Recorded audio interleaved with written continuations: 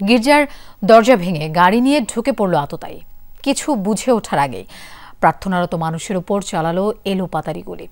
যুক্তরাষ্ট্রের মিশিগানে হয়েছে এই হামলার ঘটনা। প্রাণ গেছে 4 জনের, আহত হয়েছে আরও 8 জন। গোলাগুলির পর গির্জায় আগুন ধরিয়ে দেয় আততায়ী।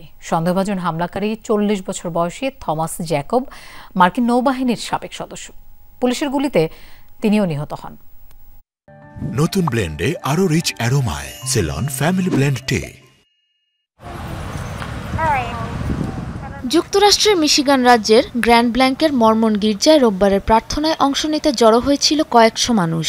এর মাঝে অনাকাঙ্ক্ষিত ঘটনা। নাটকীয়ভাবে গির্জার দরজা ভেঙে ভেতরে ঢুকে পড়ে একটি গাড়ি। অ্যাসল্ট রাইফেল হাতে গাড়ি থেকে নামে এক ব্যক্তি। প্রার্থনারত মানুষগুলো কিছু বুঝে ওঠার আগে শুরু হয় এলোপাতাড়ি গুলিবর্ষণ। প্রাণ বাঁচাতে এদিক ওদিক ছোটাছুটি শুরু করে সবাই।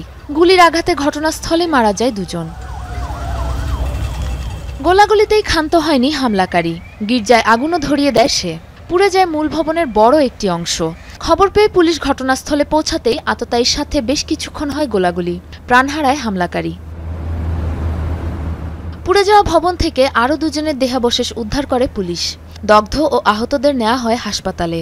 এই ঘটনায় তদন্ত শুরু করেছে পুলিশ ও গোয়েন্দা বিভাগ।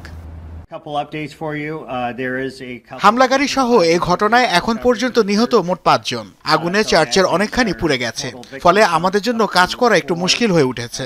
ভিতরে আর কোনো মরদেহ আছে কিনা তা বের করার চেষ্টা করছি। হামলাকারীর পরিচয় প্রকাশ করেছে পুলিশ। 40 বছর বয়সী থমাস জ্যাকব স্যানফোর্ড পেশায় ছিলেন মার্কিন নৌবাহিনীর একজন কর্মকর্তা।